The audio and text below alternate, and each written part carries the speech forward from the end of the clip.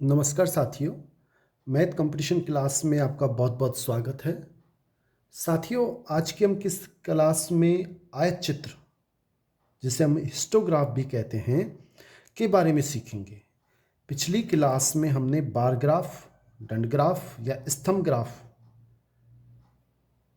तीनों एक ही हैं, के बारे में सीखा था।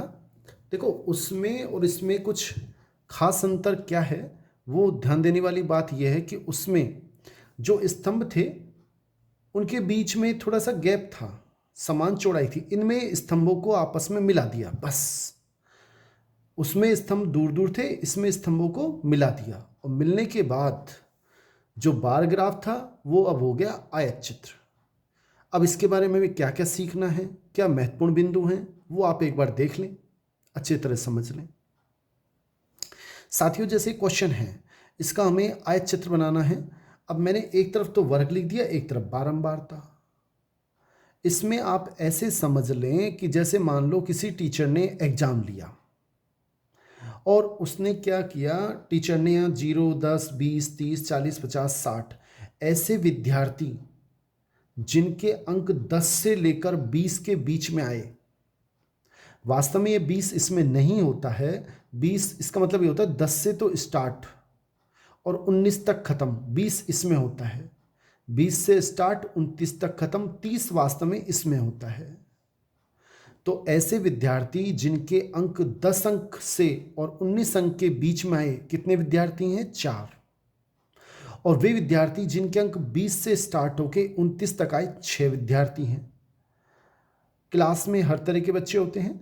ऐसे बच्चे जिनके अंक 30 अंक से ज़्यादा आए और 39 तक आए, ऐसे 2 बच्चे हैं के बीच में आए। और ऐसे विद्यार्थी जिनके अंक 40 से तो ज़्यादा और 49 के बीच में आए, जैसे 5 बच्चे ऐसे हैं जिनके 44, 46 इस तरह से इनके बीच में आए, 5 विद्यार्थी ऐसे हैं। तो हमें क्या करना होगा, इधर मैंने वर्ग लिख लिया, इधर बारंबारता। यहाँ पे हाईएस्ट 6 लिखा है तो मैंने 6 तक लिख दिया। अब मैंने कॉलम बनाए, स्तंभ बनाए, बिल्डिंग बनाई। सबसे पहले 10 और 20, ये 10 और ये 20।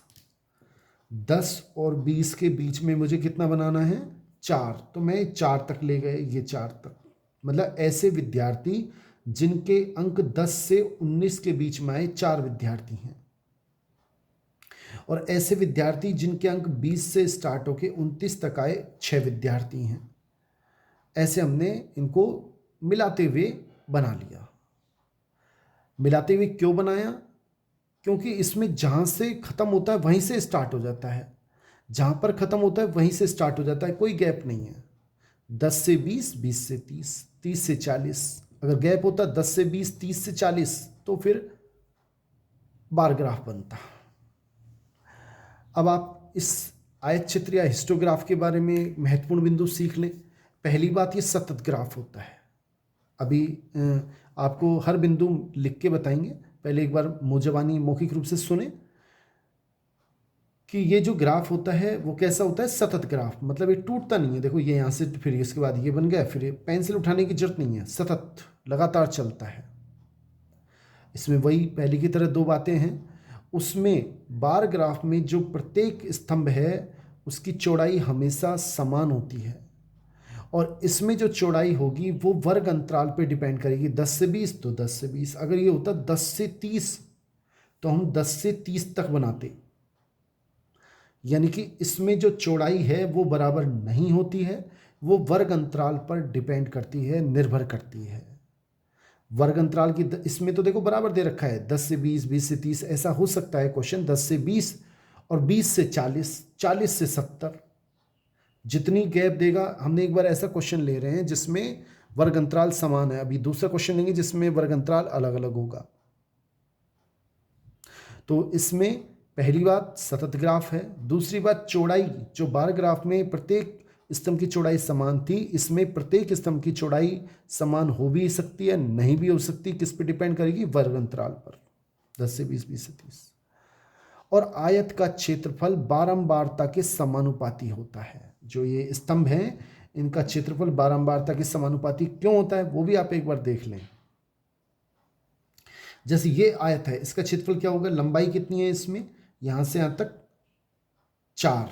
देखो ये लंबाई है, यहाँ से यहाँ तक ये लंबाई हो गई 4, ये लिखा है तो है, ये रहा, ये 4 पे जाके मिलेगा। देखो ये 0 और ये 4, और इसकी चौड़ाई कितनी है 10। अगर इसका क्षेत्रफल पूछे तो 4 × 10 यानी कि 40 वर्ग इकाई। और इसका क्षेत्रफल पूछे, देखो ये कितना है 10 और चौड़ाई कितनी है 6, तो ये आएगा 60, इसका आएगा 20 और इसका आएगा 50 और इसका आएगा 30 क्षेत्रफल इस पूरे आयत का। तो आप देख रहे हो कि जब इसमें ये इसका क्षेत्रफल 40 है, जब बारंबारता 4 है तो क्षेत्रफल 40, 6 हो गई यानी कि बढ़ गई, बारंबारता बढ़ी तो क्षेत्रफल भी बढ़ गया, बारंबारता घटी तो क्षेत्रफल भी घट गया। यानी कि ये इनका जो स्तंभ हैं, कॉलम हैं, बार हैं, आयत हैं, इनका जो क्षेत्रफल है वो बारंबारता पे समानुपाती होता है। समानुपाती का मतलब ये होता है कि अगर बारंबारता का मान बढ़ेगा तो क्षेत्रफल बढ़ेगा और बारंबारता का मान घटेगा तो घटेगा, ये होता है समानुपाती। इसका मतलब प्रत्येक स्तंभ का क्षेत्रफल बारंबारता के समानुपाती होता है। अगला पॉइंट, बार ग्राफ में दोनों स्तंभों के बीच में गैप था, लेकिन इसमें दो स्तंभों के बीच में कोई रिक्त स्थान नहीं होता, लगातार चलते हैं। यह हमें थोड़ा याद रखना है। महत्वपूर्ण बिंदु एक बार लिख के आपको फिर सिखा देते हैं साथियों, अच्छे से देख लें एक बार। आयत चित्र या हिस्टोग्राफ के महत्वपूर्ण बिंदु क्या हैं, क्योंकि कई बार क्वेश्चन पूछ सकता है कौन सा सत्य है, कौन सा सत्य है, यह हमें थोड़ा ध्यान रखना पड़ेगा। और ये हम जब ध्यान रख सकते हैं जब हम ग्राफ को अच्छे से सीख लें। पहली बात, ये सतत ग्राफ है, सतत वर्ग अंतराल। सतत वर्ग अंतराल मतलब कहीं टूटता नहीं है, 10 से 20 तो 20 से 30, 20 से ही स्टार्ट होता है। सतत वर्ग अंतराल के लिए सतत ग्राफ है, लगातार चलता है, बीच में बिल्कुल नहीं टूटता। आयत की चौड़ाई, स्तंभ की चौड़ाई वर्ग अंतराल पर निर्भर करती है कि बराबर होती है। और आयत का जो क्षेत्रफल है, अभी आपको थोड़ी देर बताया, बारंबारता के समानुपाती होता है। और क्रमागत आयतों स्तंभों के बीच कोई भी रिक्त स्थान नहीं होता है, इनके बीच कोई रिक्त स्थान नहीं होता है। और ये भी क्वेश्चन आपसे पूछा जा सकता है कि आयत चित्र की आकृति कैसे दिखाई देती है, ठोस आकृति, क्योंकि बिल्कुल मिली हुई है, कहीं कोई गैप नहीं है, तो इसकी आकृति ठोस आकृति के समान दिखाई देती है। ये भी आप इसको याद रख लें। ये इसके 5 महत्वपूर्ण बिंदु हैं, फिर सुन लें। पहली बात सतत ग्राफ है, दूसरी बात चौड़ाई वर्ग अंतराल पर निर्भर करती है, क्षेत्रफल आयत का बारंबारता के समानुपाती होता है, अगर बारंबारता बढ़ती है तो क्षेत्रफल बढ़ेगा, घटती है तो घटेगा। दो स्तंभों के बीच में या आयतों के बीच में कोई रिक्त स्थान नहीं होता है, और इसकी आकृति ठोस आकृति दिखाई देती है। आगे भी देखें इसके बारे में साथियों। क्वेश्चन नंबर 2, ये हमें वर्ग अंतराल दे रखा है और हमसे कह रहा है इसका आयत चित्र बनाओ। कैसे बनेगा इसका आयत चित्र? बनेगा, निश्चित बनेगा। और कैसे बनेगा? क्योंकि ये आयत चित्र क्यों बनेगा? क्योंकि ये सतत वर्ग अंतराल है, 10 से 20 और फिर 20 से ही स्टार्ट हो रहा है, 40 40 से स्टार्ट होकर 70 70 से 80। ये हमें बारंबारता दे रखी है 5, 8, 12 और 1। आयत चित्र कैसे बनेगा एक बार आप देख लें इसे, कि इसमें पहले मैंने क्या किया, यहाँ पे एक इकाई, जैसे एक बड़ा खाना 10 10 का गैप डाल दिया, 10 20 30 40 इस तरह से, और ऊपर मैंने लिख दिया 1 2 3 4 5। आगे भी लिख सकते हैं, 5 ही क्यों लिखा अभी आप समझ लें। पहले इसकी जो ये चौड़ाई होगी, बिल्कुल दिमाग नहीं लगाना है, चौड़ाई केवल वर्ग अंतराल के बराबर होती है, 10 से 20 तो 10 से 20। ये पहले जो आयत है उसकी चौड़ाई इस तरह से निकाली जाती है। अब इसकी लंबाई या ऊंचाई वो कैसे निकाली जाती है आयत चित्र में, इसको आप अच्छे से सीख लें।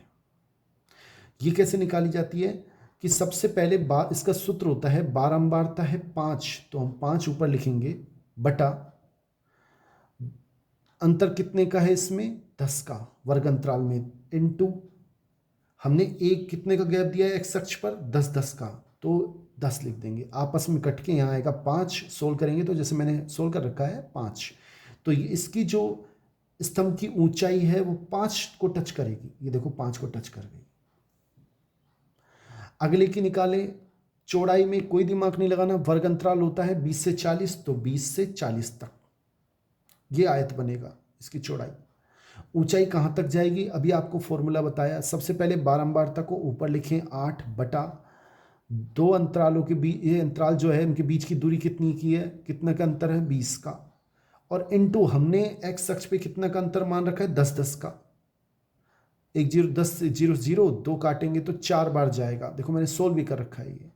तो इसकी जो ऊंचाई है वो 4 को टच करेगी, बिल्कुल 4 को टच कर रही है। अगला देखें तो 12 बटा बीच का अंतर कितने का है, 30 का, और इंटू एक्स अक्ष पर कितने का अंतर है, 10 का। 0 0 कट गया, 3 चौक 12, यानी कि इसकी ऊंचाई भी 4 तक जाएगी। ऐसे हमें इनकी ऊंचाई निकालते हैं, और चौड़ाई हमेशा, इसकी लंबाई इस तरह से निकाली जाती है और चौड़ाई वो वर्ग अंतराल पर पूरी तरह से निर्भर करती है। इसी तरह इसकी बात करें तो इसका बारंबारता 1 बटा कितने का अंतर है, 10 इंटू एक्स अक्ष के बीच में कितने का अंतर है, 10 का, आपस में कट गया, 1 आ गया। अगर आप अभी भी देखें तो जो ये आयत है इसका क्षेत्रफल कितना आएगा, 10 इंटू 5 यानी 50। इसका क्षेत्रफल कितना आएगा, 20 का अंतर है, 20 इंटू 4 80। इसका देखेंगे तो 30 का अंतर है, 40 50, 30 इंटू 4 120। और इसका देखेंगे तो 10 एकम 10। आप देखो जब बारंबारता 5 थी तो क्षेत्रफल 50, 8 थी तो 80, और 120 थी, 12 थी तो 120, और 1 थी तो 10। क्षेत्रफल हमेशा बारंबारता के समानुपाती, बढ़ता है तो क्षेत्रफल भी बढ़ेगा और घटता है तो घट जाएगा। इस तरह से हम आयत चित्र बनाते हैं। एक क्वेश्चन और देखें आप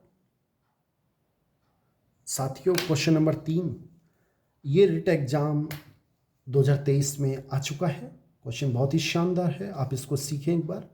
आयत चित्र को पढ़ो, यह आयत चित्र हमें पेपर में दिया हुआ आया था, और उन छात्रों की संख्या ज्ञात करो जिनका खर्च 40 रुपये से कम है। देखो ये खर्च है, ये खर्च कितना है, खर्च रुपए में है, इधर चित्र दिया हुआ आया था पेपर में। 0 से 20 खर्च करने वाले कितने स्टूडेंट हैं, ये यहाँ तक टच कर रहा है 20, और ऐसे स्टूडेंट जिनका खर्चा 20 से 40 रुपये के बीच में है कितने हैं, 10, और ऐसे विद्यार्थी जिनका खर्चा 40 रुपये से ज़्यादा और 59 रुपये तक है 30। इस तरह से हमें दे रखा है। यार क्वेश्चन पूछ रहा है कि ऐसे विद्यार्थी बताओ, छात्रों की संख्या, ये छात्रों की संख्या है जिनका खर्च 40 रुपये से कम है। देखो 40 रुपये से खर्च कम, ये 20 रुपये तक खर्चा करने वाले, ये 40 रुपये तक, ये 60। हमसे को क्या पूछ रहा है, 40 रुपये से कम वाले। देखो यहाँ से लेकर और यहाँ तक जितने भी स्टूडेंट आएंगे ये सब 40 रुपये से कम खर्चा करते हैं। ये 0 से 20 तो वो भी ऐसे में आएंगे। तो कितने विद्यार्थी हैं, 0 से 20 तक जो खर्च कर रहे हैं वो 20 हैं, 40 से कम है। 20 से 40 तक खर्च कर रहे हैं वो भी 10 हैं। तो इन दोनों का टोटल 40 रुपये से कम ये विद्यार्थी हैं, 20 और 10, यानी टोटल 30 विद्यार्थी 40 रुपये से कम खर्चा करते हैं। इसलिए इसका आंसर सी ऑप्शन है। अगर हमसे पूछ ले कि 60 से 80 रुपये के बीच में खर्च करने वाले विद्यार्थी कितने हैं, तो वो कितने हैं, 40। सभी विद्यार्थी का औसत पूछे कितना खर्चा कर रहे हैं, सबको जोड़ लो, जितनी संख्या उसका भाग लगा दो। तो इस तरह से हम क्वेश्चन कर सकते हैं। साथियों अगर ये टॉपिक आपका अच्छा लगा हो तो इसे लाइक करें, और नेक्स्ट टॉपिक हम इससे अगले वाला नए चार्ट लेंगे जिसमें हम बारंबारता बहुभुज के बारे में सीखेंगे। बहुत बहुत धन्यवाद, थैंक्स।